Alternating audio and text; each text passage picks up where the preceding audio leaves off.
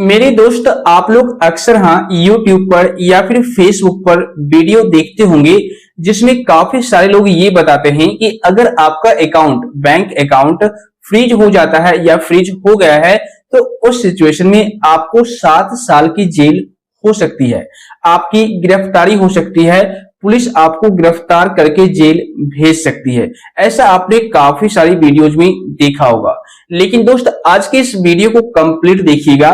मैं आपके सारे भ्रम को, सारे डर को दूर करने वाला हूं। मैं आपको इस वीडियो में पूरे विस्तार से समझाऊंगा कि आखिर किन किन सिचुएशन में, यानी कि मान लीजिए अगर आपका बैंक अकाउंट फ्रीज हो जाता है या आपका कुछ अमाउंट लीन कर दिया जाता है तो किन किन सिचुएशन में आपके ऊपर गिरफ्तारी हो सकती है, आपको गिरफ्तार किया जा सकता है, किन किन सिचुएशन में आपको जेल भेजा जा सकता है और किन किन सिचुएशन में आपको जेल नहीं भेजा जाएगा। पूरे विस्तार से इस वीडियो में क्लियर करूंगा, सो वीडियो का एक भी पार्ट स्किप मत कीजिएगा।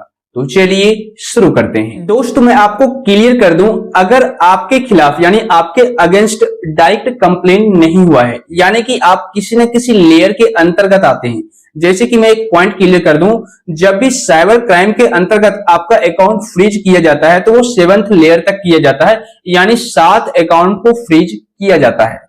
तो मैं आपको बता दूं, मान लीजिए अगर आपके अगेंस्ट डायरेक्ट कंप्लेंट नहीं हुआ है कि इसी बंदे ने मेरे साथ फ्रॉड किया है, आप किसी लेयर के अंतर्गत आते हैं। जैसे एग्जांपल, अगर आपने किसी गेमिंग ऐप के थ्रू पैसे विड्रॉल किया है अपने अकाउंट में, या कोई टेलीग्राम का टास्क कंप्लीट करके आपने पैसे विड्रॉल किया है अपने अकाउंट में, या फिर आपने किसी ऐसे पर्सन से अकाउंट में पैसे लिए हैं अपने अकाउंट में जो पहले से इन्वॉल्व है साइबर क्राइम के अंतर्गत, वो पहले से उसके अकाउंट से रिलेटेड इन्वेस्टिगेशन चल रहा है, उस सिचुएशन में, या फिर और भी काफी सारे ऐसे तरीके हैं। जैसे मान लीजिए कोई फेक इन्वेस्टमेंट ऐप आता है, वहां से आपने पैसे विड्रॉल किए हैं अपने बैंक अकाउंट में, तो इन सारे सिचुएशन में आपको क्या होगा, जेल तो नहीं होगी, आपकी गिरफ्तारी तो नहीं होगी, लेकिन आपका अकाउंट फ्रीज कर दिया जाएगा। क्यों किया जाएगा? क्योंकि आपके जरिए भी आपके ऊपर इन्वेस्टिगेशन किया जाएगा कि आखिर में ये पैसा आया कहां से। मतलब पुलिस आपके अकाउंट को इसलिए फ्रीज कर देती है ताकि आपसे पूछताछ कर सके, क्योंकि घुमा फिरा करके जो पैसा है ना आपके अकाउंट में कहीं ना कहीं से आया है, जो फ्रॉड का हो सकता है या कोई और पैसा हो सकता है इलीगल तरीके से। तो उस सिचुएशन में बैंक अकाउंट को फ्रीज कर दिया जाता है और आपसे इन्वेस्टिगेट पुलिस करती है, पूछताछ करती है। तो यहाँ पर डरने वाली बात नहीं है, क्योंकि आप 7th लेयर के अंतर्गत आए हो। जैसे अगर आप फर्स्ट लेयर में आ जाते हो तब तो दिक्कत है, लेकिन अगर आप 2nd, 3rd, 4th, 5th, 6th या 7th लेयर में आते हो ना, तो फिर आपको डरने की बात नहीं है। आप अपने बैंक अकाउंट को अनफ्रीज करवा सकते हो, आपको जेल वगैरह नहीं होगा। अब हम बात करते हैं गिरफ्तारी की, यानी कि किन किन सिचुएशन में मेरे को गिरफ्तार किया जा सकता है या फिर मेरे को जेल हो सकती है। देखिए, यहाँ पर 2 सिचुएशन बनते हैं। होता क्या है कि अगर किसी व्यक्ति ने आपके अगेंस्ट डायरेक्ट कंप्लेंट किया है ना, यानी कि आप फर्स्ट लेयर में आते हो। फर्स्ट लेयर का मतलब ये हुआ कि मान लीजिए किसी व्यक्ति ने फ्रॉड किया, ठीक है, और फ्रॉड किया वो पैसा डायरेक्ट आपके बैंक अकाउंट में ट्रांसफर हुआ है और किसी अकाउंट में नहीं हुआ, डायरेक्ट आपके बैंक अकाउंट में ट्रांसफर हो गया, तो भाई उस सिचुएशन में आप फर्स्ट लेयर में आ जाते हो।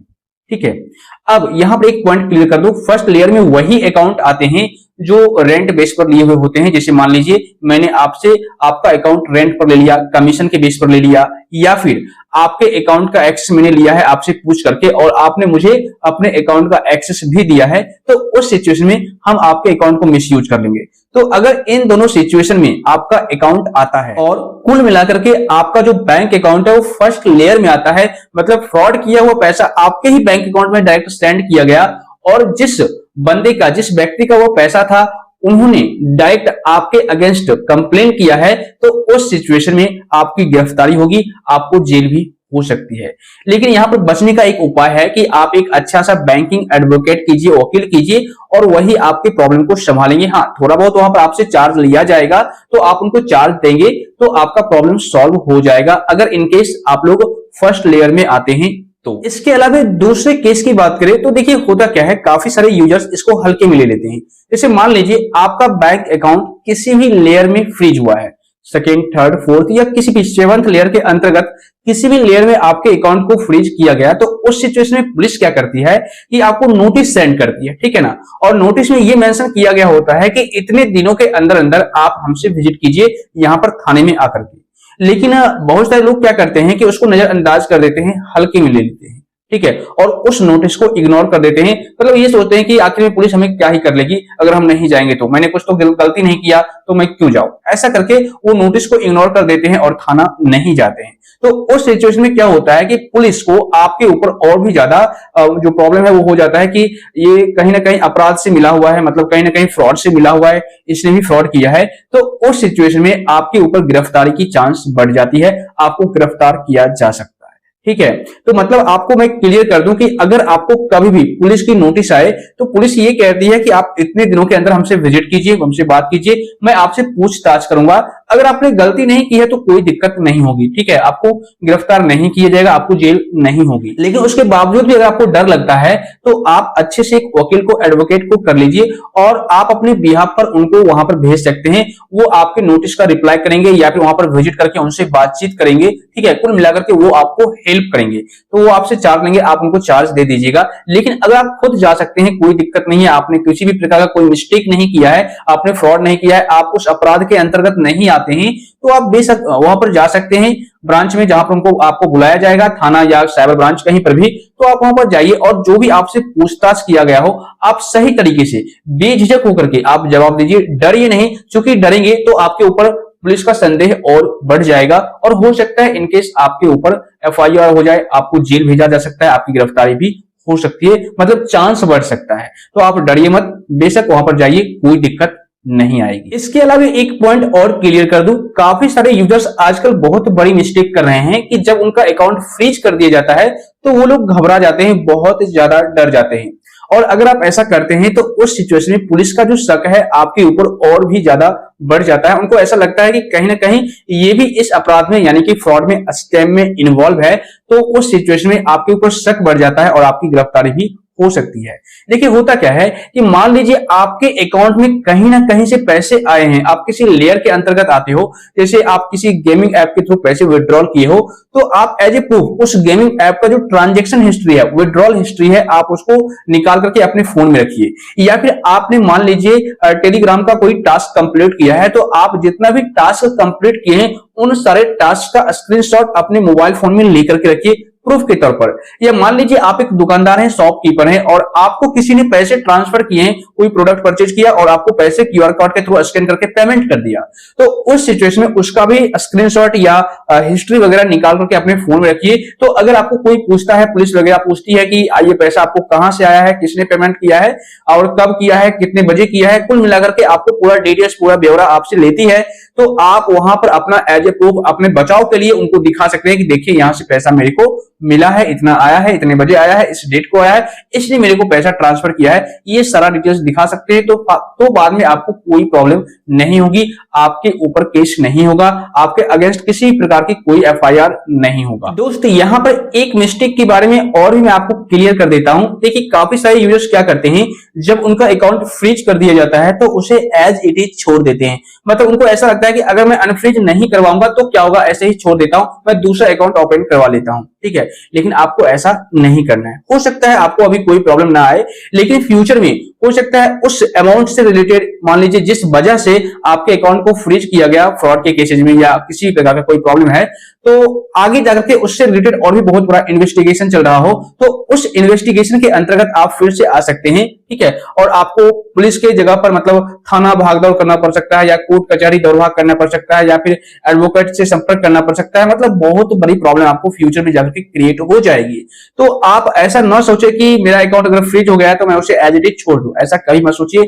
आप जितना ज्यादा हो सके, जितना जल्दी हो सके कोशिश कीजिए कि हम अपने अकाउंट को अनफ्रीज करवा रहे और इस केस से बड़ी हो जाए, यानी मैं इस केस से रिमूव हो जाऊं, हट जाऊं, क्योंकि फ्यूचर में हो सकता है और भी बहुत बड़ी बड़ी प्रॉब्लम क्रिएट हो जाए।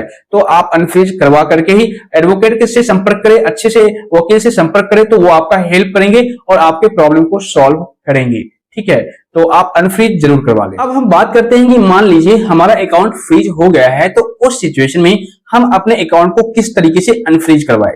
तो देखिए इसको ऑलरेडी मैंने काफी सारी वीडियोज को बना रखा है, आप चाहे तो उसको भी वॉच कर सकते हैं, लिंक आपको आई बटन में मिल जाएगा। लेकिन मैं आपको शॉर्ट में क्लियर कर देता हूं। मान लीजिए आपका अकाउंट फ्रीज हो जाता है, तो आप सबसे पहले अपना होम ब्रांच विजिट कीजिएगा और अपने बैंक मैनेजर से बात कीजिएगा कि आखिर में मेरा अकाउंट किस वजह से फ्रीज किया गया। तो वो आपको सारा डिटेल्स बता देंगे कि इस वजह से आपके अकाउंट को फ्रीज किया गया है। और आप ये पूछिएगा कहां से फ्रीज किया गया है, तो वो भी आपको बता देंगे। एक स्लिप देंगे आपको, ठीक है, उसमें सारा डिटेल्स लिखा हुआ रहता है कि आखिर में आपका अकाउंट किस वजह से फ्रीज किया गया है, किस साइबर सेल की ब्रांच ने आपके अकाउंट को फ्रीज किया है, किस ऑफिसर ने आपके अकाउंट को फ्रीज किया है, उनका कॉन्टैक्ट नंबर क्या है, उनका ईमेल आईडी क्या है, उनका नाम क्या है, मतलब सारा डिटेल्स वहां पर मेंशन किया गया होता है। तो आप क्या कीजिएगा, उनके कॉन्टैक्ट नंबर में फोन नंबर पर कॉल करके उनसे बातचीत कीजिएगा। अगर वो बोलते हैं कि आप मुझे प्रूफ दिखा देंगे, ठीक है, तो आपके अकाउंट को हम अनफ्रीज कर देंगे, तो आप उनको व्हाट्सएप के माध्यम से या ईमेल के माध्यम से सारा डिटेल्स सेंड कीजिएगा, शेयर कीजिएगा, जो भी आपने ट्रांजेक्शन किया होगा। तो अगर आप सही तरीके से सारा वहां पर अकाउंट इंफॉर्मेशन दे देते हैं, अकाउंट से रिलेटेड सारा डॉक्यूमेंट वगैरह दे देते हैं, तो उस सिचुएशन में 1 से 2 हफ्ते के अंदर अंदर आपके अकाउंट को अनफ्रीज कर दिया जाएगा। लेकिन मान लीजिए अगर फोन कॉल के माध्यम से या फिर ईमेल के माध्यम से आपका प्रॉब्लम सॉल्व नहीं होता, वो आपको बोलते हैं कि आप मेरे ब्रांच में आकर के विजिट कीजिए, तो फिर आपको उस ब्रांच में विजिट करना पड़ेगा। अगर आपसे ये नहीं हो पाता है तो आप किसी न किसी अच्छे से एक एडवोकेट को यानी वकील से संपर्क कीजिए और आप अपने बिहाफ पर सारा काम उनसे करवाइए। आपसे थोड़ा बहुत चार्ज लिया जाएगा और वो आपकी हेल्प करेंगे, उस ब्रांच में विजिट करेंगे और आपके सारे प्रॉब्लम के बारे में वहां पर बताएंगे, ठीक है ना। और जो भी आपको प्रूफ मांगा जाएगा, अगर आप सही तरीके से दिखा देते हैं, एडवोकेट दिखा देती है वहां पर सारा प्रूफ, ठीक है, तो उस सिचुएशन में आपके अकाउंट को अनफ्रीज कर दिया जाएगा 1 से 2 हफ्ते के अंदर अंदर। मतलब आपको डरने की कोई बात नहीं है। इसके अलावा दूसरा ऑप्शन ये आता है, मान लीजिए अगर आपको अकाउंट जो है फ्रीज कर दिया गया है आपका अकाउंट, तो अगर साइबर सेल की जो पुलिस है वो आपके अकाउंट को अनफ्रीज नहीं कर रही है, तो उस सिचुएशन में आप दूसरा ऑप्शन का यूज कर सकते हैं। जैसे होता क्या है कि जिस ब्रांच ने आपके अकाउंट को फ्रीज किया है उस ब्रांच के अंतर्गत जो कोर्ट आते हैं, ठीक है, उस कोर्ट में जाकर के आप केस फाइल कर सकते हैं कि मेरे अकाउंट को फ्रीज कर दिया गया है और मेरा अकाउंट अनफ्रीज नहीं किया जा रहा, जबकि मैंने किसी प्रकार की कोई मिस्टेक नहीं की। आपको एक अच्छे से वकील को, एडवोकेट को रख लेना है, वो आपकी हेल्प करेंगे इस दौरान, ठीक है, और वहां पर आपकी सुनवाई की जाएगी, ओके, जांच पड़ताल किया जाएगा और आपके अकाउंट को अनफ्रीज कर दिया जाएगा 1 से 2 हफ्ते के अंदर अंदर। कोई प्रॉब्लम नहीं होगी। अगर आपने किसी प्रकार का कोई मिस्टेक नहीं किया होगा तो फिर आपको कोई दिक्कत नहीं आएगी, आपके अकाउंट को अनफ्रीज कर दिया जाएगा। देखिए कई बार क्या होता है कि मान लीजिए आपने मेरे को कोई सर्विस दिया और उस सर्विस के बदले मैंने आपको पेमेंट किया या आपने मेरे को पेमेंट किया, तो मान लीजिए मैंने फ्रॉड कर रखा है कहीं से, या मैं भी किसी लेयर के अंतर्गत आता हूं, ठीक है, और मैंने आपको कोई सर्विस दिया है, आप मेरा काम किए हो, उसके बदले मैंने आपको पेमेंट किया, तो उस सिचुएशन में मेरे अकाउंट से आपके अकाउंट में पैसे ट्रांसफर हुए हैं, तो वहां पर क्या होगा कि आपका अकाउंट भी फ्रीज किया जाएगा। तो ये आपको प्रूफ दिखाना होगा, ये आपको साबित करना होगा कि मैंने ये सर्विस दिया है जिस वजह से पेमेंट मेरे को मिला है, ठीक है, या मैंने पेमेंट किया है, कुछ भी जो भी आपके साथ प्रॉब्लम है वो आपको वहां पर प्रूफ के तौर पर दिखाना होगा, बताना होगा, साबित करना होगा, तब जाकर के आपके अकाउंट को अनफ्रीज कर दिया जाएगा। कोई दिक्कत नहीं आएगी। लेकिन हाँ, अगर आप फर्स्ट लेयर में आते हैं तो फिर आपके ऊपर गिरफ्तारी हो सकती है, आपको जेल भेजा जा सकता है। तो दोस्त मैं आपको बता दूं, कुल मिलाकर के इस वीडियो को बनाने का मकसद सिर्फ इतना था कि अगर आपका अकाउंट किसी भी कारणवश फ्रीज हो जाता है साइबर पुलिस के थ्रू, तो उस सिचुएशन में आपको डरने की बात नहीं है, घबराने की बात नहीं है। ऐसा कोई जरूरी नहीं है कि आपके ऊपर केस हो जाएगा या आपको गिरफ्तार किया जा सकता है या फिर आपको जेल भेजा जा सकता है। अगर आप फर्स्ट लेयर के अंतर्गत नहीं आते हैं, सेकंड, थर्ड, फोर्थ, फिफ्थ या सिक्स्थ, सेवंथ लेयर के अंतर्गत आते हैं, तो उस सिचुएशन में आपके अकाउंट को फ्रीज किया जा सकता है, आपको नोटिस भेजा जा सकता है इन्वेस्टिगेशन के लिए, पूछताछ करने के लिए, लेकिन आपको जेल नहीं भेजा जाएगा। दोस्त मुझे उम्मीद है इस वीडियो को देखने के बाद अब आपके मन से सारे डाउट, सारे कंफ्यूजन और डर क्लियर हो गए होंगे। इस वीडियो से आपको थोड़ी बहुत भी हेल्प मिली है, जानकारी मिली है, तो वीडियो को लाइक और शेयर कर दीजिए। साथ ही आप लोग चैनल को सब्सक्राइब करके नोटिफिकेशन बिल को दबा दीजिए। और अगर आपको किसी प्रकार का कोई डाउट है, कोई सवाल है, तो बेशक आप नीचे कमेंट कर दीजिए या टेलीग्राम ग्रुप का लिंक आपको डिस्क्रिप्शन बॉक्स में मिल जाएगा, वहां पर जाकर फॉलो कर लीजिए, ज्वाइन कर लीजिए। क्योंकि आपको पता है इस YouTube चैनल पर आपकी छोटी हो या बड़ी प्रॉब्लम, उसका सॉल्यूशन सबसे सिंपल और लेटेस्ट प्रोसेस में देखने को मिल जाता है।